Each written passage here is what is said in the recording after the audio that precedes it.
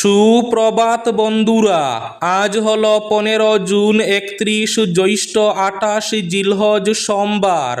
আজকের সকালের বিশেষ বিশেষ খবরগুলি হলো: সবাইকে আধার কার্ড আপডেট করতে হবে না, কাদের আধার কার্ড আপডেট করতেই হবে বিস্তারিত থাকবে প্রতিবেদনে। আগামী 2 বা 3 আগস্ট থেকে পুনরায় চালু হবে অরুণোদয় প্রকল্প, তবে সবাই অরুণোদয় প্রকল্পের টাকা পাবেন না। কাদের অরুণোদয় প্রকল্পের টাকা আগস্ট মাস থেকে দেওয়া হবে বিস্তারিত থাকবে প্রতিবেদনে। শিলচর লক্ষ্মীপুরে জুয়ার আসরে পুলিশের অভিযান, নদীতে ঝাঁপ দিয়ে তলিয়ে গেলেন এক যুবক। আগামী 1 জুলাই থেকে রাজ্যে 70% বাড়ছে যানবাহনের ভাড়া, ফের ভাড়া বৃদ্ধি হচ্ছে যাত্রীবাহী যানবাহনের। নিলামবাজারে ভয়ঙ্কর পথ দুর্ঘটনায় মৃত্যু ঘটল এক মাছ ব্যবসায়ীর। এদিকে অটোরিকশা দুর্ঘটনায় রামকৃষ্ণনগরের এক যুবকের মর্মান্তিক মৃত্যু। ভারতে 100% ইথানল জ্বালানি চালুর অনুমোদন কেন্দ্রের। সেলফি তুলতে গিয়ে বরাক নদীতে তলিয়ে যাওয়া স্কুল পড়ুয়া অঙ্কিত চক্রবর্তীর দেহ উদ্ধার। বাংলাদেশের আপত্তি সত্ত্বেও পুশব্যাকে অনড় রাজ্য সরকার। একই রাতে ফেরত পাঠানো হলো 21 অনুপ্রবেশকারীকে। কড়া অবস্থান হিমন্ত বিশ্ব শর্মার। অসম ত্রিপুরা জাতীয় সড়কের পাতারকান্দিতে কন্টেইনার বোলেরো সংঘর্ষ, গুরুতর আহত চালক। শীঘ্রই কাটিগড়ায় মহিলা কলেজ, আমি প্রতিশ্রুতিবদ্ধ, বললেন বিধায়ক কমলাক্ষ দে পুরকায়স্থ। মহিলা কলেজের দাবিতে কাটিগড়ায় গণসমাবেশ, স্থান নির্ধারণে চলছে অভ্যন্তরীণ জরিপ। অনুপ্রবেশ রুখতে কড়া অবস্থান ভারতের, শ্রীভূমি সীমান্তে বিএসএফ বিজিবির তৎপরতায় উদ্বেগ।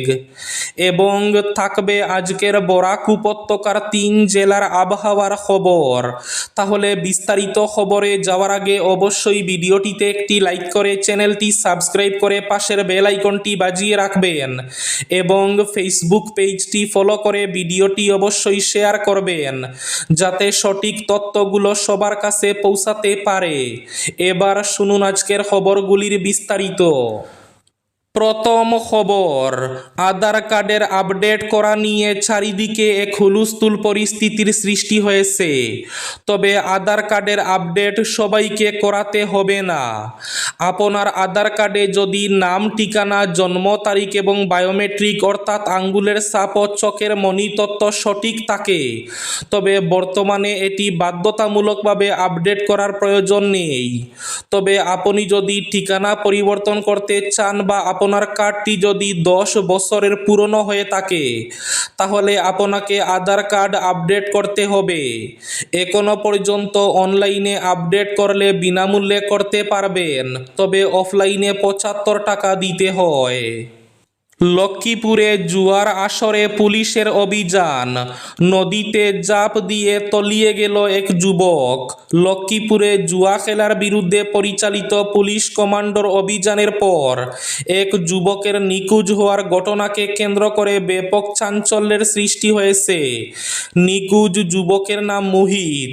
ঘটনাটি ঘটেছে লক্ষ্মীপুর শহরের চিরিপাড় এলাকার চিরি নদীর তীরে।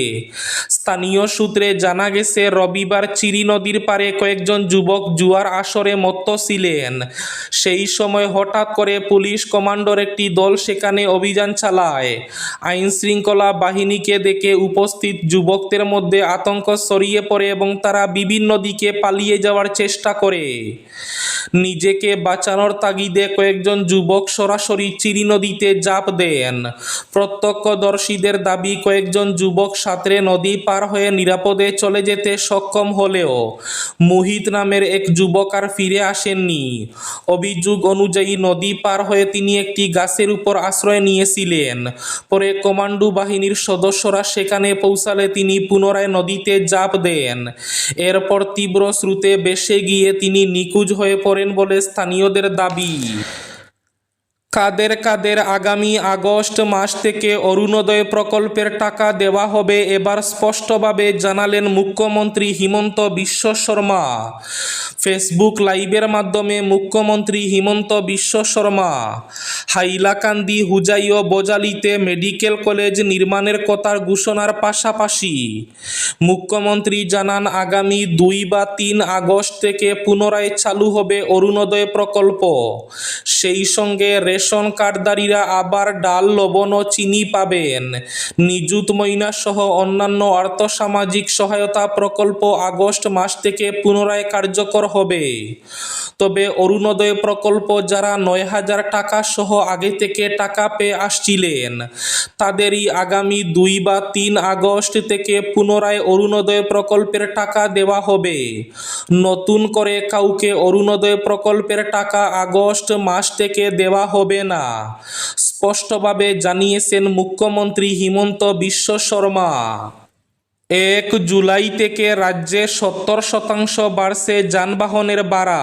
ফের ভাড়া বৃদ্ধি হচ্ছে যাত্রীবাহী যানবাহনের।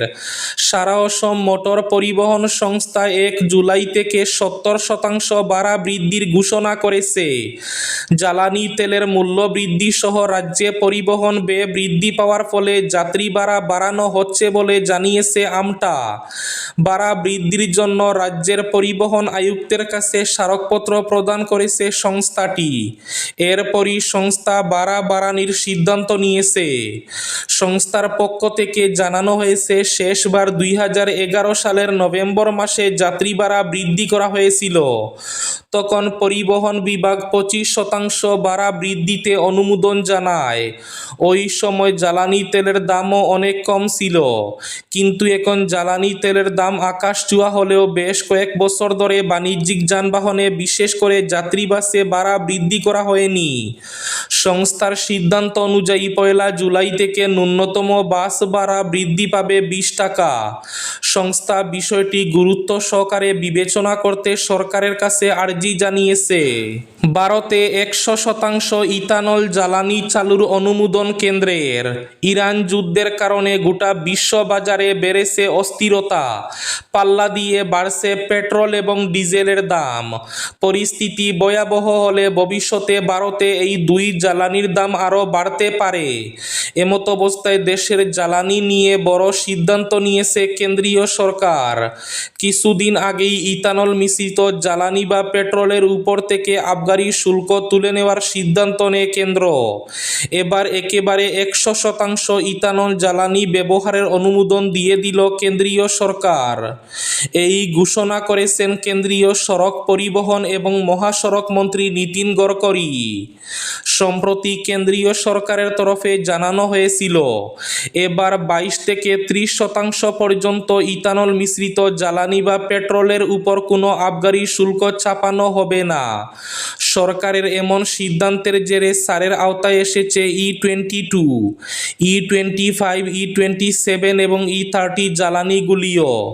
তবে এবার কেন্দ্রীয় মন্ত্রকের নীতিন গডকরি 100% ইথানল জ্বালানি ব্যবহারের অনুমোদন দিয়ে দিলেন। অটোরিকশা দুর্ঘটনায় রামকৃষ্ণনগরে মৃত্যু এক যুবকের। অটোরিকশা দুর্ঘটনায় মৃত্যু হল রামকৃষ্ণনগর বালিরবন্দ এলাকার এক যুবকের। ঘটনাটি ঘটেছে দোহালিয়া বাজার সংলগ্ন এলাকায়। নিহত যুবকের নাম শামসুল হক। এ ঘটনায় বালিরবন্দ এলাকায় শোকের ছায়া নেমে এসেছে। নিহতের ভাই নুরুল হক রবিবার রাতাবাড়ী থানায় অভিযুক্ত অটোরিকশা চালকের বিরুদ্ধে মামলা দায়ের করেছেন। পরিবার ও স্থানীয় সূত্রে জানা গেছে গত 13 জুন বিকাল আনুমানিক 4:30টায় শামসুল হক একটি অটোরিকশা চেপে বাড়ি ফিরছিলেন। অভিযোগ অনুযায়ী AS 10 BC 4750 নম্বরের অটোরিকশা চালক দোহালিয়া বাজার সংলগ্ন এলাকায় বেপরোয়াভাবে চালানোয় দুর্ঘটনাটি ঘটে। এতে শামসুল হক গুরুতরভাবে আহত হন এবং ঘটনাস্থলে জ্ঞান হারিয়ে ফেলেন। স্থানীয়রা তাকে উদ্ধার করে প্রথমে চরগুলা হাসপাতালে নিয়ে যান। সেখানে প্রাথমিক চিকিৎসার পর অবস্থার অবনতি হলে তাকে হাইলাকান্দি সিভিল হাসপাতালে স্থানান্তর করা হয়।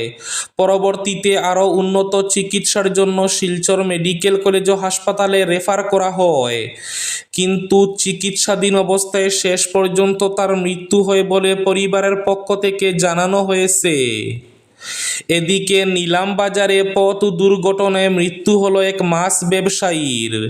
বেপরোয়া গাড়ির ধাক্কায় মর্মান্তিক মৃত্যু হলো নিলামবাজারের এক মাছ ব্যবসায়ীর।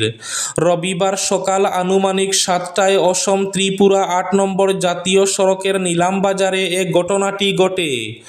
ঘটনার পর চালক পালিয়ে যায়। নিহত মাছ ব্যবসায়ী আইজুল উদ্দিনের নামাজে জানাজা এদিন বিকেলে পুরান গ্রামে অনুষ্ঠিত হয় বলে জানা গেছে। এ ঘটনায় তীব্র অসন্তোষ বিরাজ করছে এলাকায়।